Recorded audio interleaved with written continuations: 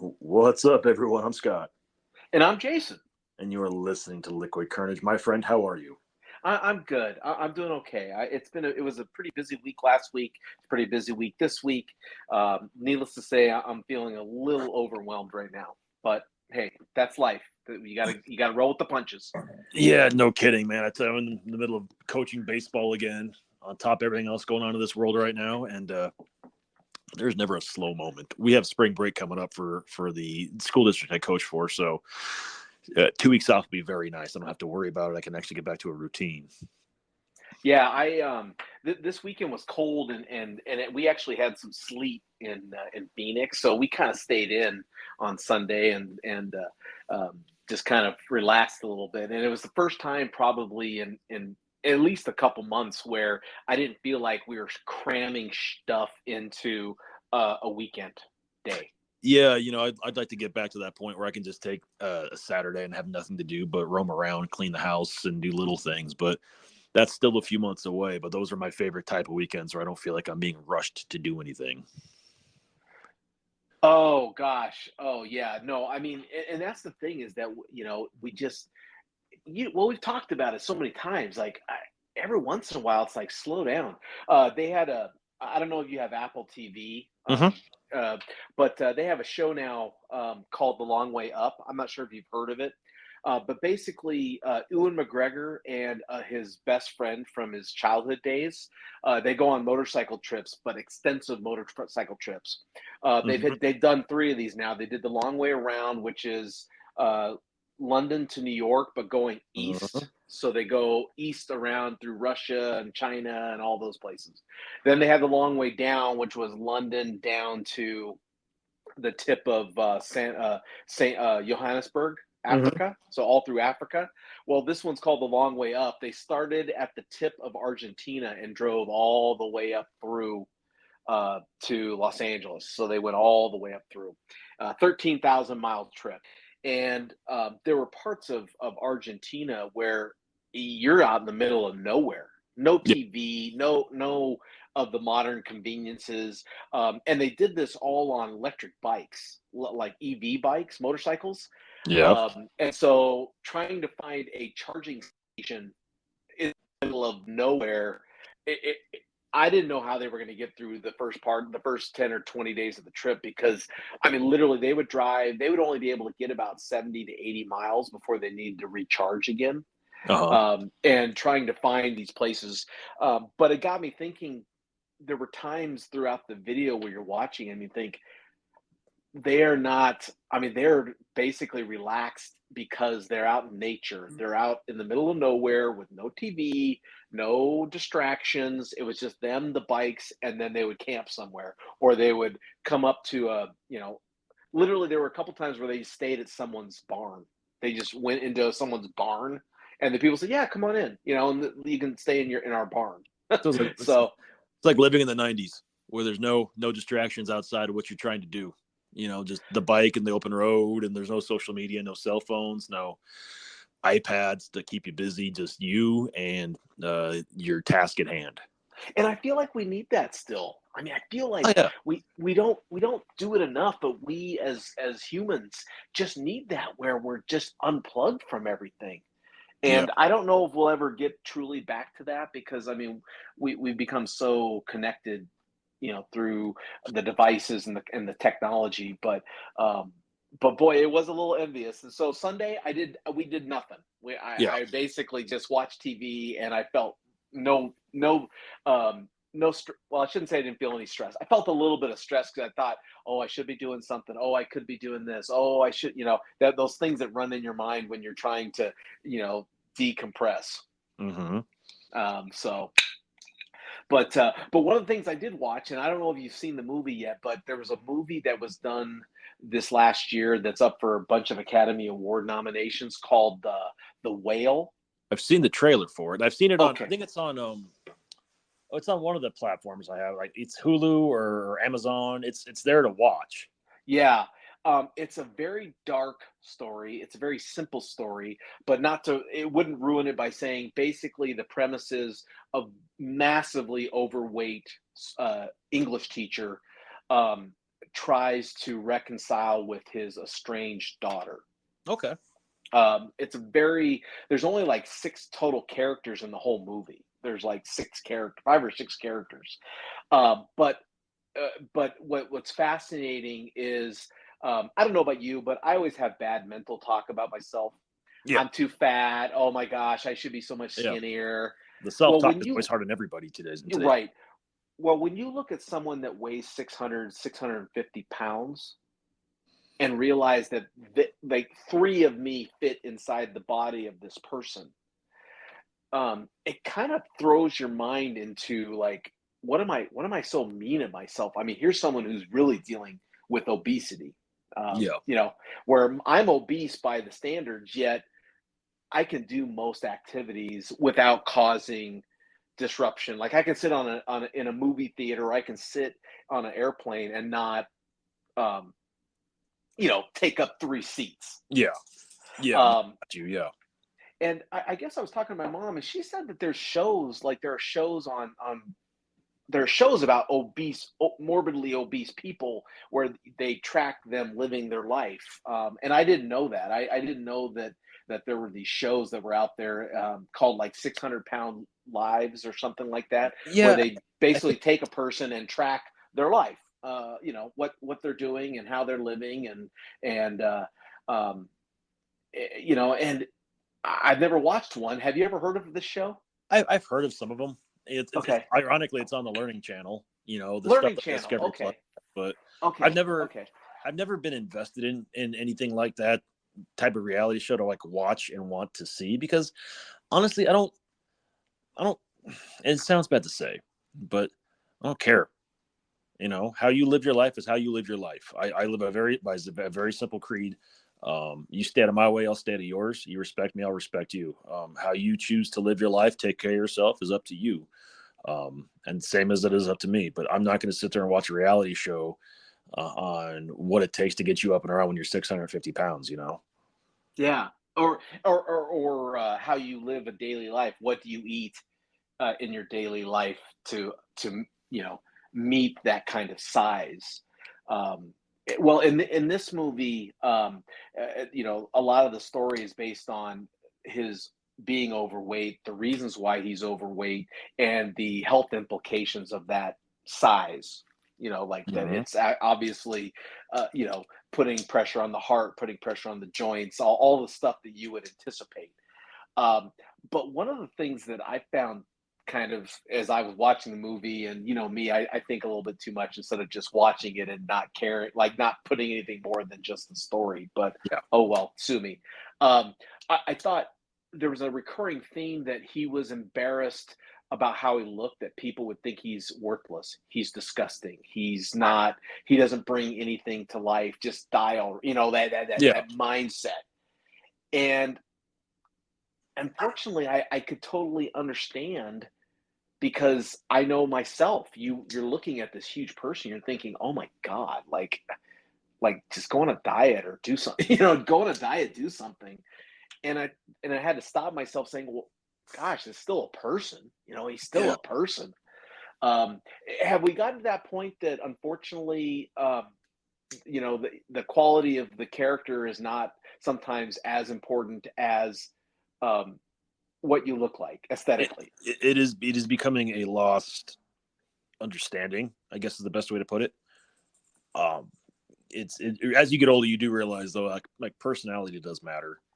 I mean, looks are great, and how you take care of yourself are fantastic. But at the end of the day, I've met a lot of people that are have really great physical appearances that you just want to stick their head in an oven. Yeah, yeah, you yeah, know, I it's everyone has their own struggles. You talked about that. Everyone has to deal with their own self talk, and we all talk to each other or to ourselves differently. And I would venture to say that most of us don't talk to each other or talk to ourselves in a positive manner. You know, yeah. so there's a lyric to a song that was out on Octane on Sirius Six. I was like, I wouldn't talk to a friend the way I talk to myself, Oh gosh, that's beautiful. and Wow, yeah, and, true. and that's a very deep. deep thing as you get older. You understand, like, because I'm very careful about what I say to people and how I word things to people. But some of the things I say to myself are just vicious, and it's unfiltered because it's your own self talk. You don't stop yourself from saying the things about yourself. You don't have that opportunity. So I do think that there's a lost art in actually caring about someone's personality and actually giving a crap about someone because they're a good person. In your circle of friends, did you ever have someone that you started off not liking them or didn't, you got into a fight with them, and then as you got to know them, they became a really close friend? Oh yeah, absolutely. Oh, you have? Yeah, I think we all would sit there and say it's Ralph. Our late buddy Ralph Yeah. was someone that just rubbed everyone the wrong way until you got to know him. Then Yeah. you realize that's him, but his heart's there. Well, and for those people who didn't know Ralph, I met him because he was working out with Dean and Danielle at the gym, and they had told me that he had lost like 150 pounds, uh, you know, Yeah, from what his largest weight to what he got to when we knew us. Now, don't get me wrong, he was a big guy even around us, but I guess from what Dean and Danielle said, he was even bigger yeah, when he started working at the gym yeah. or working out at the gym. I saw the old pictures. Yeah, he was someone that took a lot of pride in the way he transformed himself, and he just, yeah. I mean, he put the work in, and he would openly tell you he was not always like the fit kid. He was always the bigger kid, the fat kid, the nerdy kid, and um, that's a hard thing to deal with because if you get that image in your head as at an early age, because I can hear the dogs in the background. I'm sorry. Um, Janice just got home. If I had that same problem growing up. I was the fat kid growing up, so it took me a long time to get through a lot of those self-talk issues and self-belief of things that weren't true. But I also was able to take a lot of those things and I use those as a driver to fix in my head through exercise, through eating right, um, what I thought were some of the issues. Okay, so I'm going to put a statement out there, and I want you to tell me whether true, false, or maybe on a scale of 1 to 10, believability. All weight issues are psychological. False.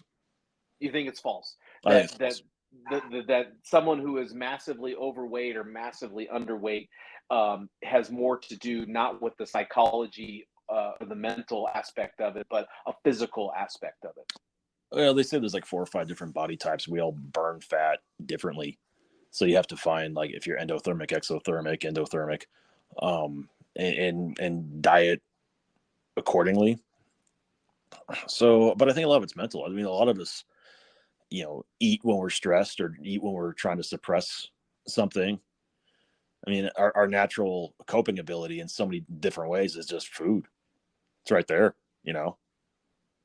I've watched a lot of documentaries about like women who have either been molested or been raped, and I find that many of the stories, whether they go bulimic or anorexia, or they go over the top eating, gain a lot of weight, that either way you do that, it's almost like I want to make myself ugly so that they don't want to do this to me anymore. Yeah. um, and when I hear that, it makes sense to me because I truly feel that my eating is emotional. I get Yeah. enjoyment out of eating certain like big meals or drinks or whatever. That's a psychological thing. That's not because my body needs that much food. It's I have put an emotional charge into eating. That is Yeah. probably the one thing. If I want sustained weight loss, it would be like you did. I'm going to work out, I'm going to eat better, I make a mental charge to do that. Yeah, and that's the hard part is you can only do that for so long too. I admire the people that can lock into that, make that a lifestyle, and keep that lifestyle. There's a lot of people in this world that can do that. For me, I hit a wall, and I'm very open about the fact I hit a wall with exercise and eating right. Probably about the pandemic, because it was a good reason just to quit because you had to.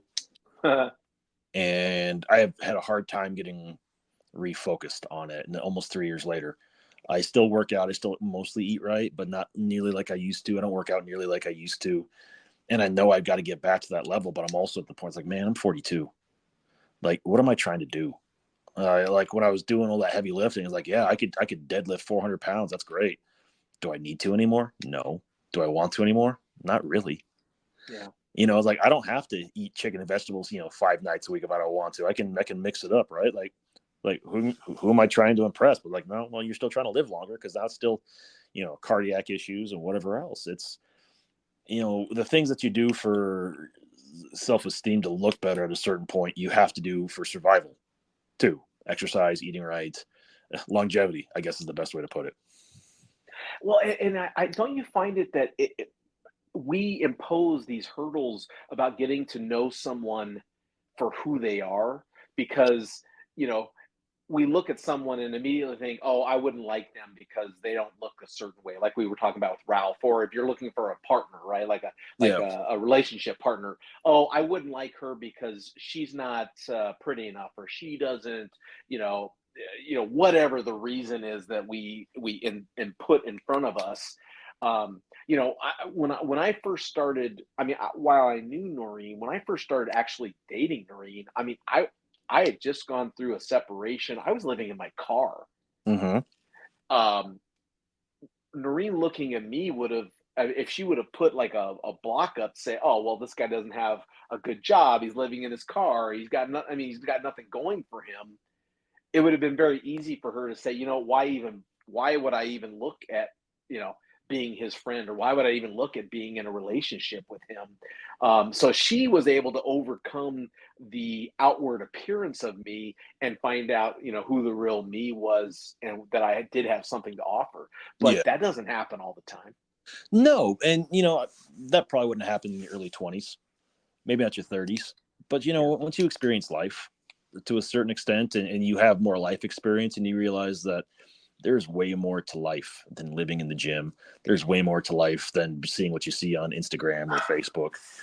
You have to be around people that have substance, that have something that they want to say at the end of the day, and someone that you want to just genuinely be around, because you enjoy their company and they add value to your life.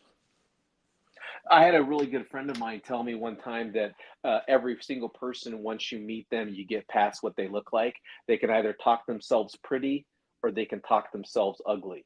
Oh yeah, we've had that conversation quite a bit. And I truly feel that way, that there are some people that aesthetically outside look amazing. They're, very beautiful people.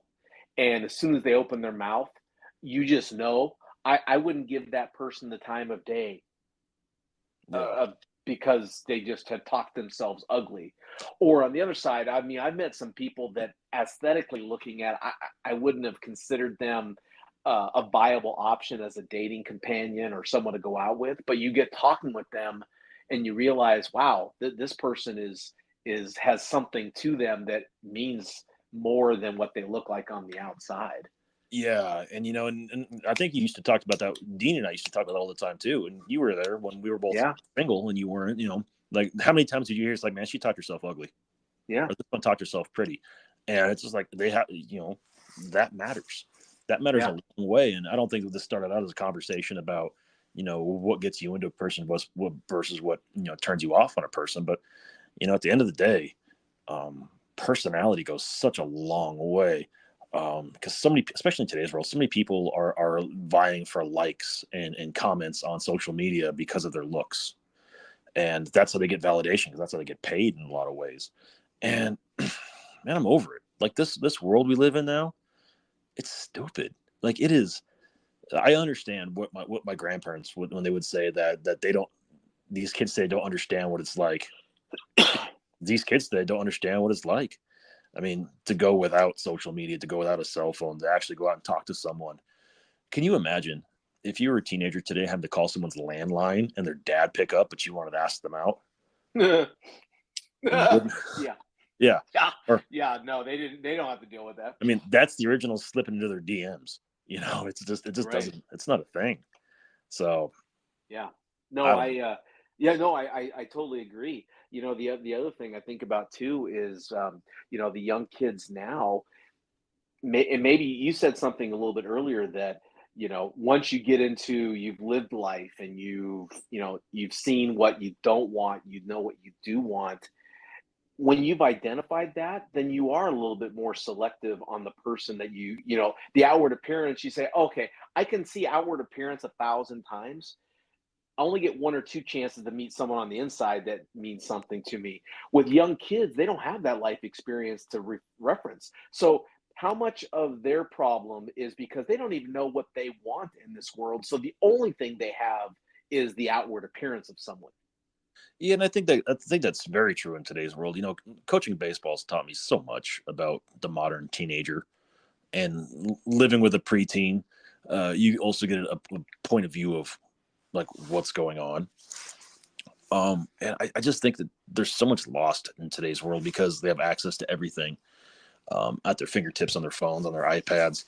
They don't have to, the way they seek out information and understanding is very different from how we had to. When you can get it, you know, just by Googling it, you lose context. You Yes. lose, you lose nuance, and nuance and context adds so much understanding to a different person or someone's personality, because you can read what someone says on the screen or on paper, but it does not. But if you don't understand the reasoning and the why, I mean, you can completely misinterpret what that person is trying to get across as their point. You know. Yeah. Yeah. I there's a I don't know if you watch HGTV a lot, but there's a guy on the show who's had a flip or flop show for a long time. And he had a really attractive blonde wife. They got into a divorce. They separated, but they maintained their partnership. Well, then he found another blonde that basically is the spitting image of the first blonde. He got married, and now he's switched his flipping show to be with this new blonde. And the thing I know about this new blonde is that she was also on a real estate show, like a reality real estate show, on Netflix called Selling Sunset. Mm-hmm. And when you look at her, you immediately think, oh, ditzy little blonde, pretty little girl, you know, probably married to some, rich guy. She doesn't know what she's talking about. But her looks are deceiving because when you watch her in the reality show, she seems very smart. She seems very capable. She's, very Yeah. um, successful. And there's the reverse judgment of someone, right? Like you look at someone like her and you think, oh, well, she's just a ditzy blonde. What could she possibly know? So I guess it reverses, right? You look at the big obese person, what do they have to offer? You could look at the really attractive person and think the same thing. Oh, what do they have to offer? They're not smart. They're Mm-hmm. just, and once again, it's that perception that we I think we just put perceptions in our head to kind of deal quickly with situations as they come up. Yeah. We talked about that before. Maybe it's a defense mechanism. Maybe it's I want to feel comfortable in a situation, so I'm going to immediately judge this pretty blonde as a ditz, or I'm going to judge this big heavy person as, oh my gosh, Well, what do you have to offer? I think Versus, you hit it right on the head when you said it's a defense mechanism. Because if you can justify in your head why this person's not going to like you or you're not going to like this person, that way you don't have to go through the process of getting to know them. So either you're not getting rejected or you don't have to reject somebody, you know? and maybe that's the one of the blessings about getting older is when you're young, that's very easy, right? You make a lot of decisions based on that quick protection mode.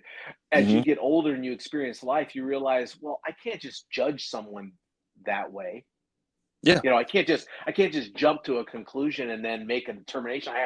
I have to discover on my own what that is. And maybe that's part of the evolution too, is, that we use those protections, but we don't need to rely on them as this is concrete. It's an initial intake of information that we need to discover more about. Yeah. You know, everyone's different with that. And that's the important thing is to remember is that everyone hits that at a different stage.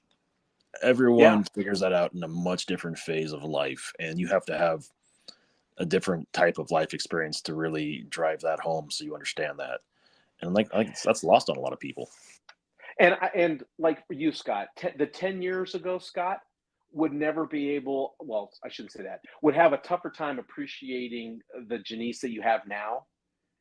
If you found her 10 years earlier, you may not have appreciated what she offers you now at this stage in your life if you would have found her 10 years Well, earlier. Maybe you would have, I don't know, but let's be real, vice versa though too. I mean, at that age, we're two very different stages in life.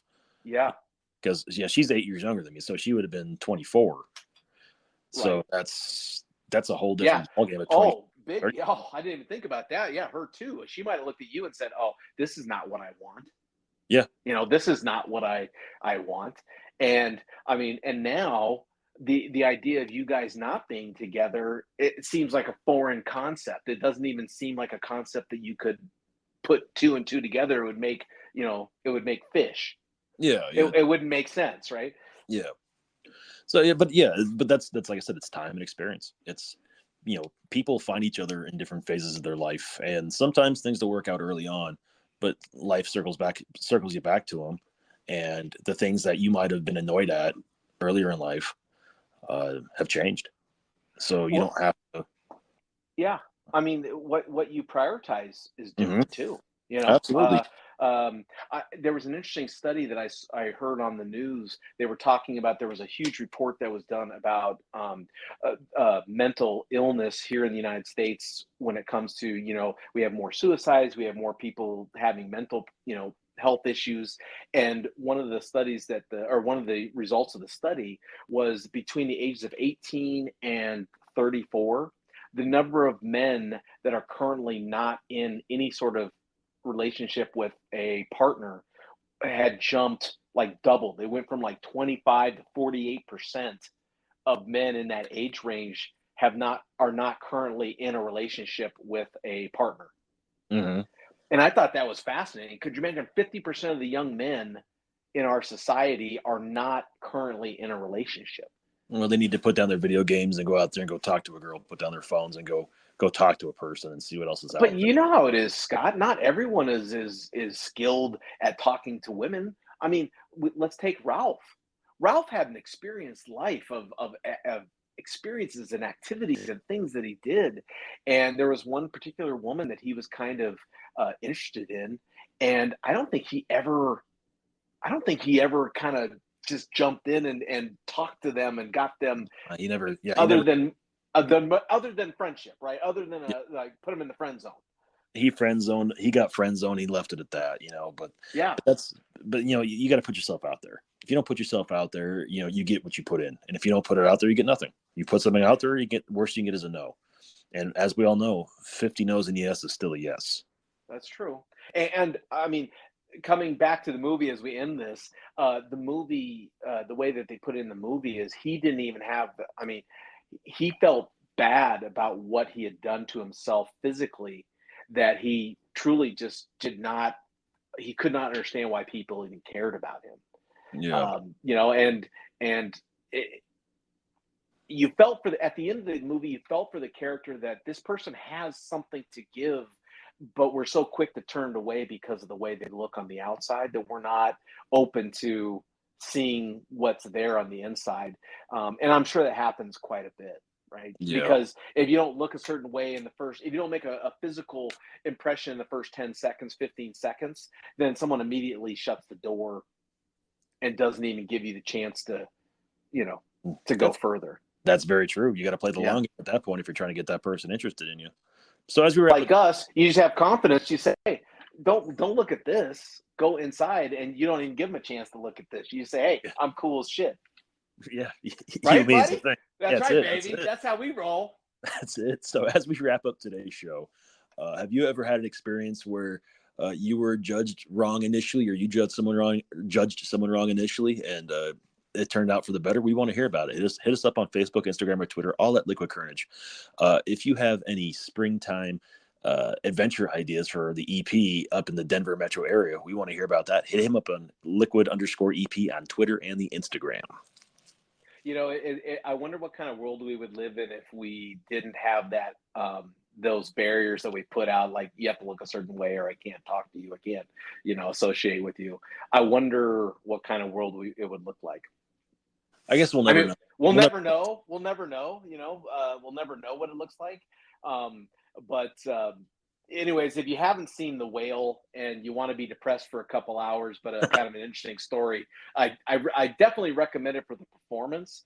Brendan Fraser did a great job in the performance, but it's very dark, and mainly because it's dark because of this whole thing with his size. Okay. And so I recommend it if you want to get noir art, kind of like art, artsy fartsy. I'll have to go check it out. But that being Okay. said, Jason, take us home. Hey, everyone, thanks for listening. That was Scott. I'm Jason. And as always, if you never know quite what to say, just have yourself some liquid courage.